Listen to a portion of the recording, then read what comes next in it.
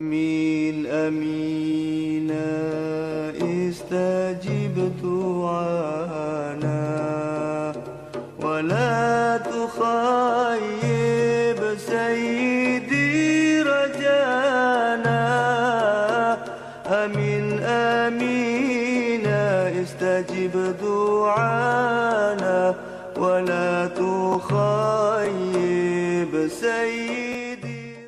أشهد أن لا إله إلا الله وحده لا شريك له وأشهد أن سيدنا ومولانا محمدا عبده ورسوله لا نبي بعده. اللهم صل وسلم وبارك وكرم على حبيبنا وشفيعنا وقرة أعيننا محمد صلى الله عليه وسلم وعلى آله وأصحابه والتابعين وتابع التابعين ومن تبعهم بإحسان إلى يوم الدين.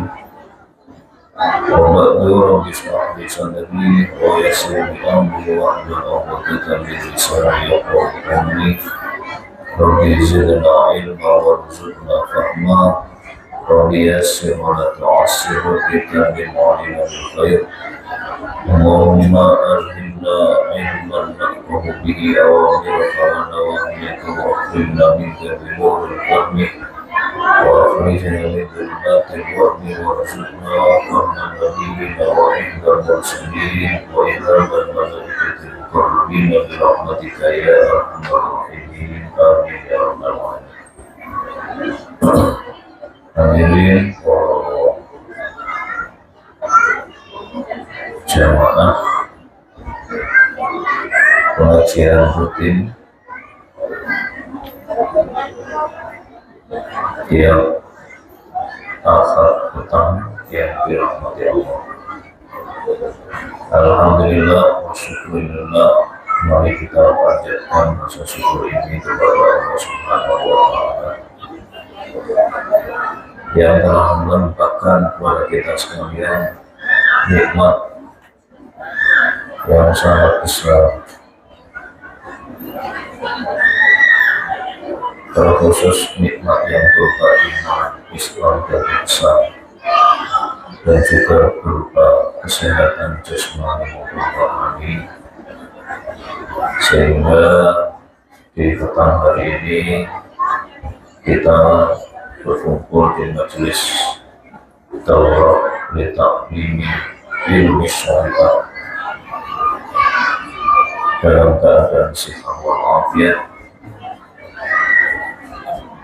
dan mudah-mudahan rasa syukur kita ini diterima oleh Allah Subhanahu wa Ta'ala dan akan dilimpahi nikmat yang lebih besar lagi di kemudian hari. Amin ya rabbal alamin.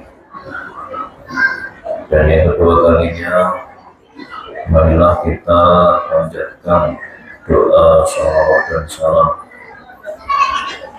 teruntuk kepada kekasih kita, pahlawan kita, suri tauladan kita, Nabi Agung Muhammad Sallallahu Alaihi Wasallam, sebagai rasa terima kasih kita, sebagai rasa taat kita atas perintah Allah, dan juga sebagai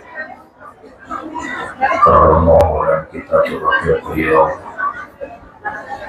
supaya kita mendapatkan syafaat beliau dalam kehidupan kita sehari-hari, dalam kehidupan kita di alam barzakh, dan terutama di kehidupan setelah hari akhir, yakni di alam akhirat. Biqauli Allahumma sholli wa sallim wa barik ala sayyidina Muhammad wa ala alihi wa sahbihi ajma'in. Mudah-mudahan kita dikumpulkan oleh beliau bersama dengan umat beliau yang lain di surga Allah Subhanahu wa Ta'ala. Amin ya rabbal alamin. Dan mudah-mudahan kajian kita ini menjadi wasilah datangnya syafaat beliau dalam kehidupan kita sehari-hari, di mana dengan kajian ini kita bisa memahami apa yang beliau sampaikan di ribuan tahun yang lalu di hadapan para sahabatnya tentang bagaimana menjalankan syariat Islam dengan baik. Mudah-mudahan apa yang kita lakukan di petang hari ini dalam daurah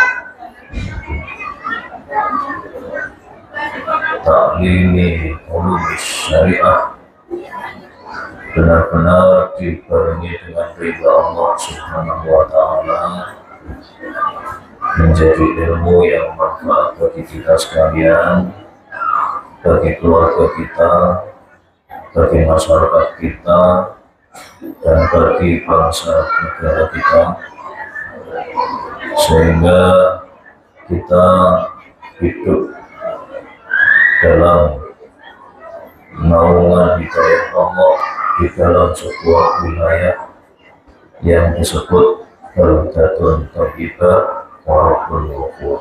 Amin ya rabbal alamin. Dan untuk melengkapi rasa terima kasih kita,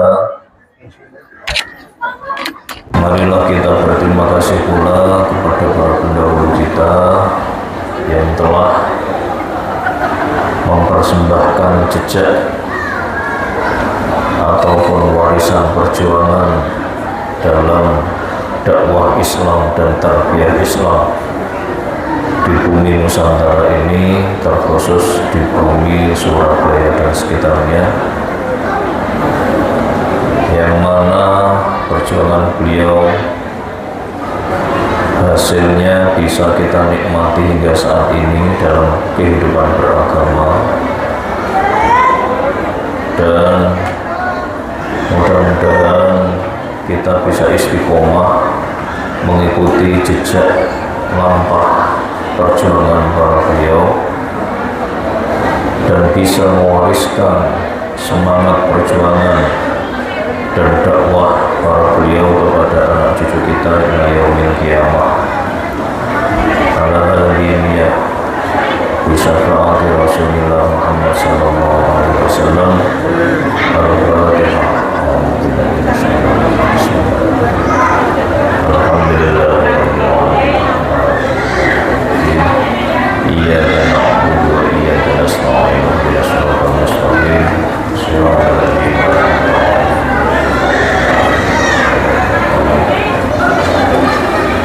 وهدية وتوصلا إلى حضرة نبينا وشفيعنا وقرة أعيننا محمد صلى الله عليه وسلم وعلى آله وأصحابه وذريته وأحبته وإخوانه وأبائه وصلى ولكل أصحاب كل متابعين وتابعين تابعين من تبعهم بإحسان إلى يوم الدين.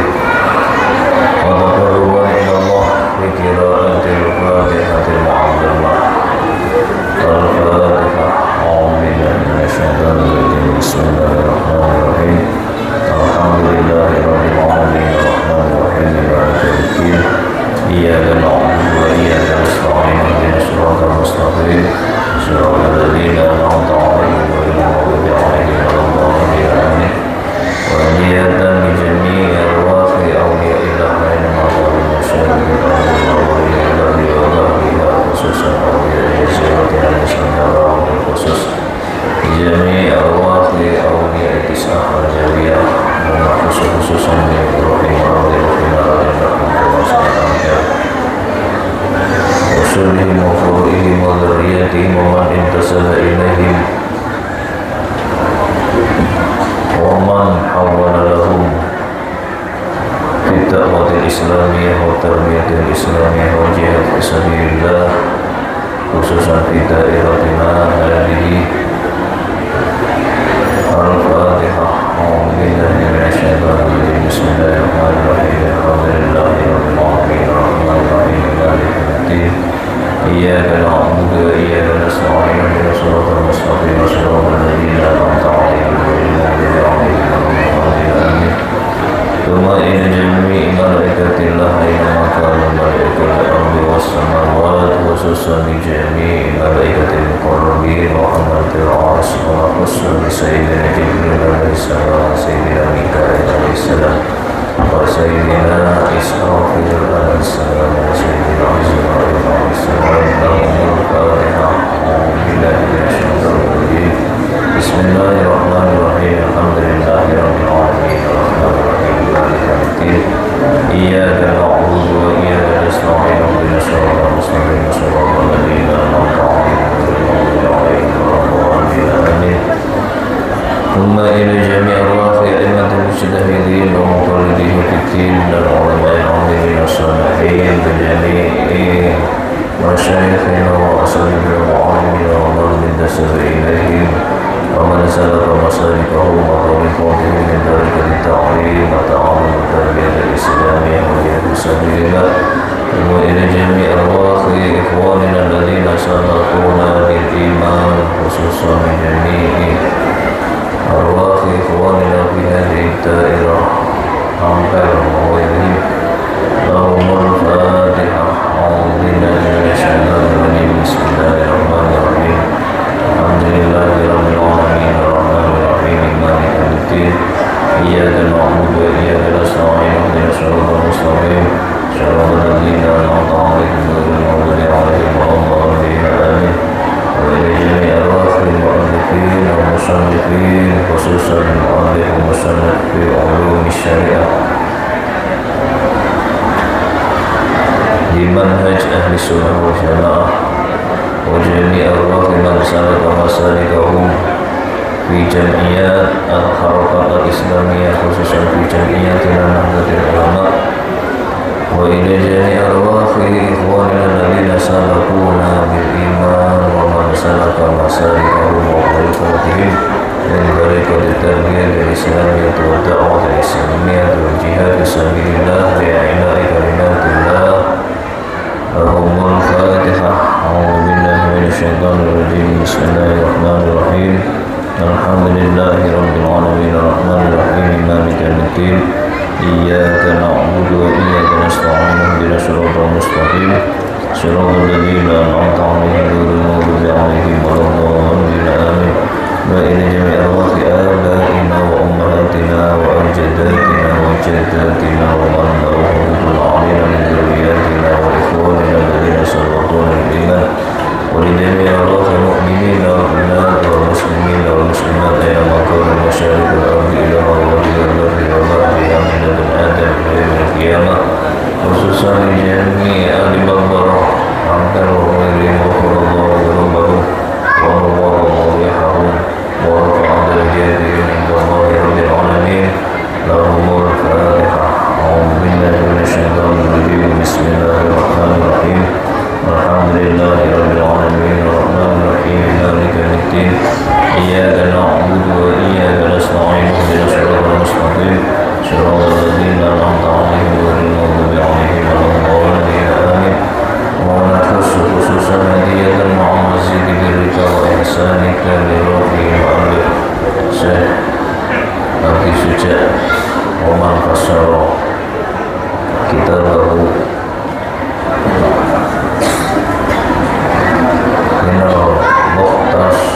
من المختصرين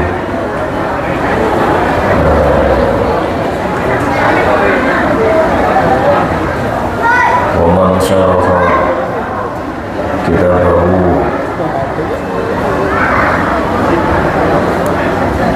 ومن سلك مسالكه في التعليم وتعلم في علم الشريعة في منهج أهل السنة والجماعة على مذهب إمامنا الشافعي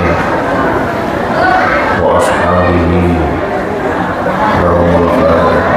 أعوذ بالله من الشيطان الرجيم. بسم الله الرحمن الرحيم. الحمد لله رب العالمين الرحمن الرحيم مالك يوم الدين.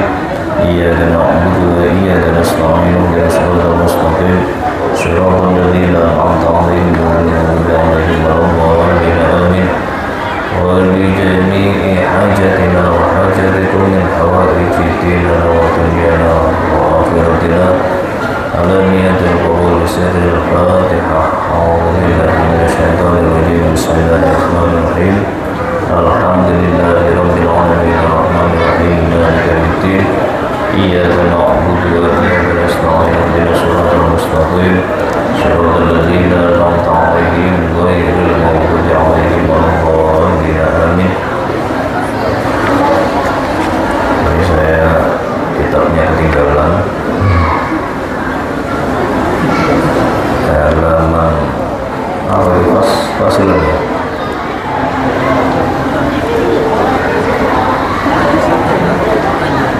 ya. Oh, sebelum fasilun fi anwa'il hukuk sebelum itu.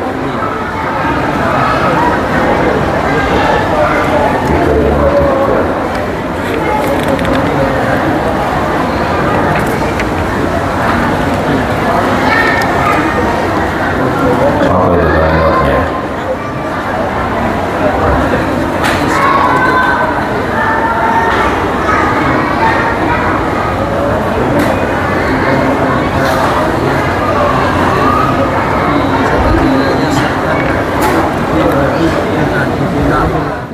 Bismillahirrahmanirrahim. Qala mu'allif rahimahullahu ta'ala wa nafa'ana bihi wa bi 'ulumihi wa asrarihi fid dharain amin. Wa idza tada'aya syai'an fi yadi ahadihima ya fal qawlu qawlu sahibil yad yaminihi itu ya.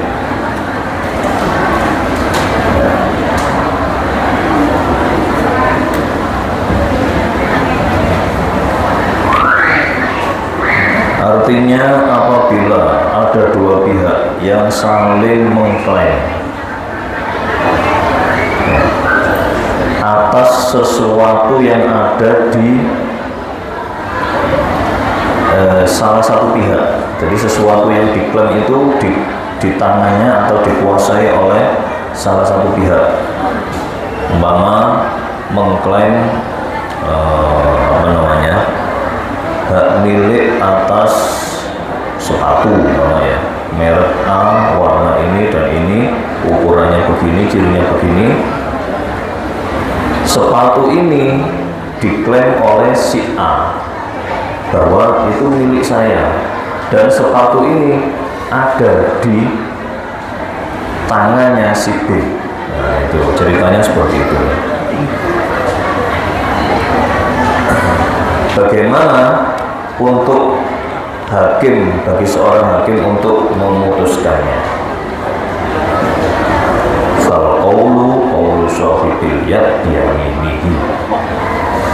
Maka hakim akan memutuskan berdasarkan pengakuan dari orang yang sekarang sedang megang sepatu tersebut, menguasai sepatu tersebut, dengan syarat dia berani bersumpah atas kepemilikan itu. Jadi si pemilik si yang membawa sepatu ini harus berani bersumpah, ini saya bersumpah ini sepatu saya.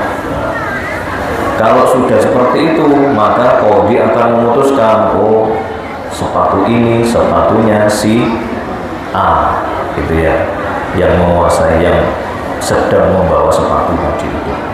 Sementara si B yang menuntut atau mudai yang menuntut atas sepatu tersebut ditolak tuntutannya, ya, ditolak tuntutannya. Seperti sekarang yang sedang musim di televisi, MK menolak gitu ya, bandingnya apa itu pilkada kemarin ya. Jadi memang ada itu putusan untuk menolak dakwaan, itu ada ya, dalam pengadilan. Jadi di dalam pengadilan fikih pun ada itu, untuk menolak tuntutan ada. Bahkan kalau di pengadilan modern sekarang itu ada yang namanya pra-peradilan. Pra-peradilan itu adalah hak untuk peninjauan atas tuduhan dari pihak tertuduh, gitu ya, dari pihak tertuduh. Biasanya itu kasus apa ini biasanya? Kasus korupsi yang tidak OTT, biasanya seringnya ya. Siapa ditangkap dengan tuduhan korupsi tapi tidak OTT, nah itu biasanya ada mengajukan proses pra peradilan, menganggap penangkapannya tidak sesuai prosedur, gitu ya. Tapi kalau dengan OTT, karena ini bersamaan dengan barang bukti, maka hal itu pra peradilan tidak ada, tidak ada kesempatan untuk pra peradilan karena si tertuduh ini ditangkap bersamaan dengan barang bukti. Biasanya gitu ya kalau pengadilan konvensional.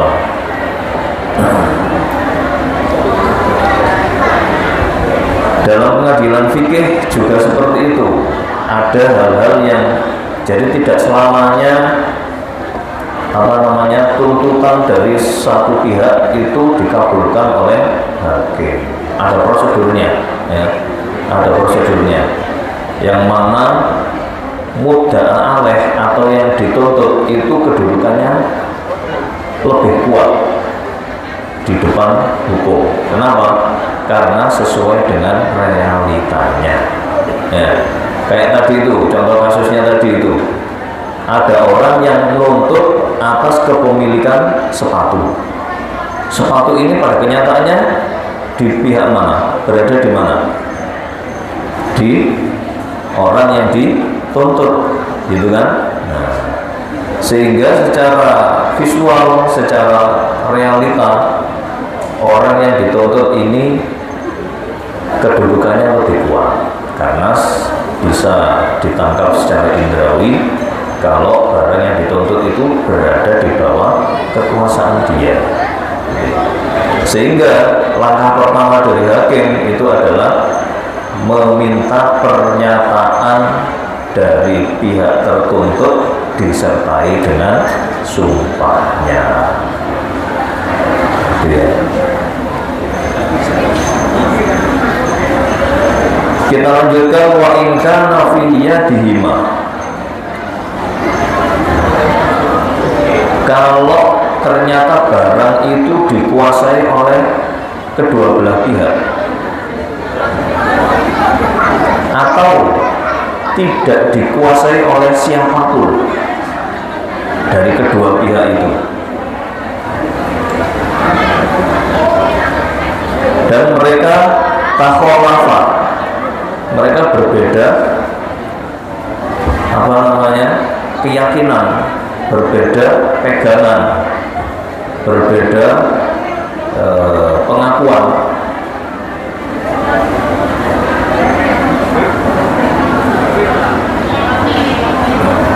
Oh gitu ya, gitu ya. Takholafa wa ju'ila bainahuma.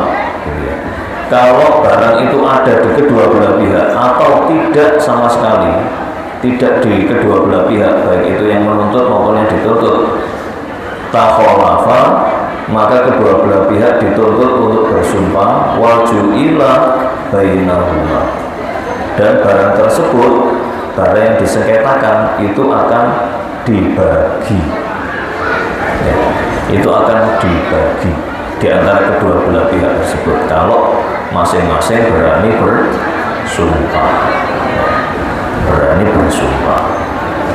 Kalau salah satu pihak yang berani bersumpah sementara pihak yang lain tidak berani bersumpah, ya berarti barang akan diputuskan menjadi hak dari yang berani bersumpah, karena barang itu tidak ada dalam penguasaan pihak manapun, ya. Kedua belah pihak tidak menguasai barang yang disengketakan.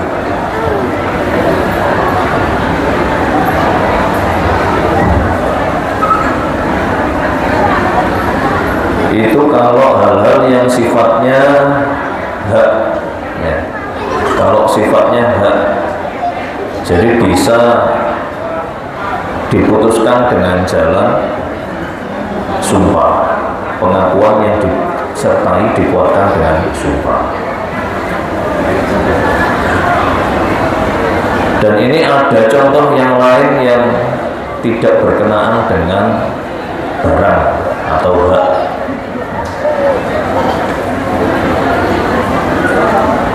Waman halafa ala fi'li nafsihi halafa alal bati wal qat'i. Kalau ada pihak-pihak yang mengaku atau yang berkenaan dengan perbuatan dirinya sendiri, jadi kasusnya itu berkenaan dengan perbuatan dirinya sendiri, ya. Atau mengaku dirinya tidak terlibat dalam perbuatan itu, maka pihak tersebut harus berani bersumpah untuk menetapkan bahwa itu atas perbuatannya atau itu atas bukan perbuatannya. Ya. Jadi di sini bisa yang berkenaan dengan pengakuan atas itu perbuatan saya atau pengakuan atas itu bukan perbuatan saya. Jadi umpama saja ada permasalahan, ada barang yang rusak, terus di sana ada pihak yang dituduh ini perbuatan kamu yang merusak ini, dituntut ke pengadilan kepada Pak Polri, Pak Hakim. Maka prosesnya Pak Hakim akan memanggil yang didakwa tadi untuk bersumpah. Apakah ini perbuatan kamu? Maka dia bisa bersumpah bahwa dia tidak melakukan perbuatan yang dituduhkan. Atau kasus yang lain yang berkenaan dengan perbuatan lagi, ada orang yang membuat sumur di tempat yang tidak punya pemilik atau di bumi amwat, bumi yang tidak ada pemiliknya itu ya. Kalau di sini ya apa namanya kayak daerah pinggir sungai atau daerah apa ya, pokoknya yang dikuasai oleh negara itu ya. Daerah-daerah yang dikuasai oleh negara. Kalau di kota ini banyak apa biasanya? Apa namanya? Kartu hijau, apa? Ya, surat hijau ya. Nah, itu kan si pemegang surat hijau kan bukan pemilik lah. Yang memiliki siapa surat hijau itu? Lahannya yang memiliki siapa? Pemkot kan? Umpama saja di lahan surat hijau ada orang bikin sumur dan dia akan memanfaatkan sumur itu untuk kepentingannya. Ya. Mungkin juga sudah dikuatkan dengan surat hijau, dia pegang surat hijau. Terus di tengah-tengah perjalanan ada orang yang ngaku-ngaku, loh ini lahan, ini punya saya ini saya juga pegang surat hijau, jadi double surat hijaunya. Nah, yang menjadi inti perebutannya di sana adalah sumurnya. Maka digelarlah pengadilan. Siapa yang membuat sumur ini? Berdasarkan tuntutan penuntut tadi, dia mengaku bahwa sumur ini adalah miliknya karena dia yang membuat. Nah, yang dituduh ini itu didatangkan dan dia diberi kesempatan untuk membuat pengakuan dengan sumpah. Coba si orang yang dituntut ini berani nggak bersumpah kalau kamu yang bikin sumur ini di lahan yang ada surat hijaunya yang kamu kuasai? Kalau dia berani bersumpah dan mengatakan bahwa sumur ini adalah saya yang buat, gitu ya, berani bersumpah ya, maka hakim harus memutuskan bahwa sumur ini miliknya orang yang dituntut tadi itu, miliknya orang yang dituntut. Umpama ternyata sumpahnya palsu, dia hanya ngaku-ngaku saja, itu menjadi urusan pribadi dia dengan Allah, sudah bukan urusan pengadilan lagi, ya. Bukan urusan pengadilan lagi, karena pengadilan di dunia itu bukan pengadilan yang final bagi manusia, ya. Ada pengadilan yang final nanti di hadapan Allah, dan di pengadilan itu keputusannya pasti keputusan adil, karena yang membuat keputusan adalah yang maha adil, ya. Dan saksinya bukan hanya orang lain tapi dirinya sendiri, ya. Ya itu yang ada di ayat yang saya lupa, biasanya ada di nyanyiannya Krisye itu, ya.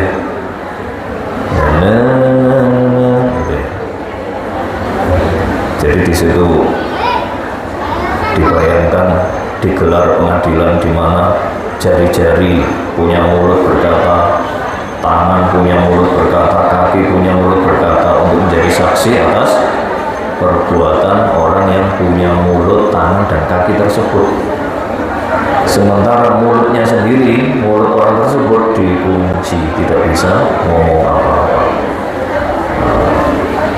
Karena yang menjadi saksi adalah bagian tubuhnya sendiri, maka persaksian tersebut pasti tepat, faktual, sesuai dengan kenyataannya.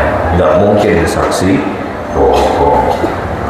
Itu pengadilan yang paling adil nantinya yang akan dialami oleh setiap manusia, semua dari kita. Makanya kalau kita punya cita-cita yang tinggi sebagai seorang muslim, apa cita-cita seorang muslim? Selamat di akhirat, ya, selamat di akhirat. Insya Allah perbuatan kita di dunia ini akan kita kontrol dengan baik. Tapi kalau kita sebagai seorang muslim cita-citanya hanya sebatas di kehidupan dunia, jadi cita-citanya kepingin punya istri yang cantik, paling cantik satu RW, gitu ya, hanya itu, atau paling kaya satu desa, hanya itu, ini sangat rentan untuk menjerumuskan manusia tadi berbuat kezaliman, ya. Nah nanti umpama saja ada orang yang paling cantik di desa itu, terus akhirnya dia bermuslihat, dijebak, dinikahi, ya, karena jebakan tersebut dan lain-lain. Ingin mempunyai uang yang paling banyak, akhirnya apa? Cari pesugihan, cari tumbal, semua saudaranya dijadikan tumbal, atau kalau punya jabatan korupsi sebanyak-banyaknya. Tapi kalau korupsi biasanya kesambung juga kalau sekarang, ya, kecuali yang apa namanya, ya kita bisa lihatlah yang korupsinya ratusan triliun aja kesambung, ya, terungkap, apalagi yang miliar-miliaran. Nggak tahu lagi kalau ribuan triliun korupsinya, ya. Mungkin ya ini agak sulit kalau ribuan triliun. Kalau masih ratusan triliun masih bisa kesambung KPK atau kejaksaan atau yang lain. Sehingga kita harus punya mindset bahwa kita ini hidup tidak hanya di dunia, tapi ada kehidupan lagi yang lebih menjanjikan untuk kita merasakan kebahagiaan, yakni kehidupan di akhirat. Apapun yang kita lakukan di dunia bangun tidur sampai tidur lagi harus berorientasi pencapaian cita-cita di akhirat. Ya, semuanya terarah ke sana. Oh, bagaimana caranya? Cari ilmunya, pengetahuannya. Bagaimana supaya saya senantiasa bisa taat kepada Allah? Ya cari tahu apa saja yang diperintah Allah, apa saja yang dilarang Allah. Yang diperintah dilaksanakan, yang dilarang dijauhi. Di situ kunci nantinya. Terus kita tingkatkan lagi kualitasnya, bagaimana supaya yang saya lakukan ini diterima oleh Allah, tidak ditolak. Di samping didasari dengan ilmu, juga dilakukan dengan ikhlas. Semua dilakukan hanya demi ridhonya Gusti, bukan yang lain, bukan pamrih, bukan hebat-hebatan, ya, bukan supaya dipuji, ataupun memenuhi hasrat. Ya, aku tak kepingin tahajud berapa rakaat tahajud 20 rakaat harus bisa, ya. Tidak ada motivasi yang lain, harus bisa. Masa tetangga saya bisa, saya nggak bisa? Usaha, ternyata bisa. Nah ini kan namanya sholat tahajudnya karena memenuhi hasrat, keinginan-keinginan, ya. Meskipun tidak dipamerkan, ya. Jadi kalaupun kita taat kepada Allah, itu kita mencari ilmu yang lebih supaya bisa meningkatkan kualitas ketaatan kita. Bagaimana caranya bisa ikhlas itu, bagaimana caranya bisa khusyuk, bagaimana caranya bisa khudur, bagaimana caranya khuduk, bagaimana. Itu kita cari ilmunya semua, yang semua tujuannya adalah supaya kita bisa lebih dekat kepada Allah. Itulah cerminan kalau seorang mukmin itu punya cita-cita akhirat. Dunia dipakai untuk tawasul, ya, untuk tawasul supaya wusul kepada Allah Subhanahu wa Ta'ala. Itu yang bisa kami sampaikan. Kurang lebihnya mohon maaf, mudah-mudahan bermanfaat. Wassalamualaikum warahmatullahi wabarakatuh. Ya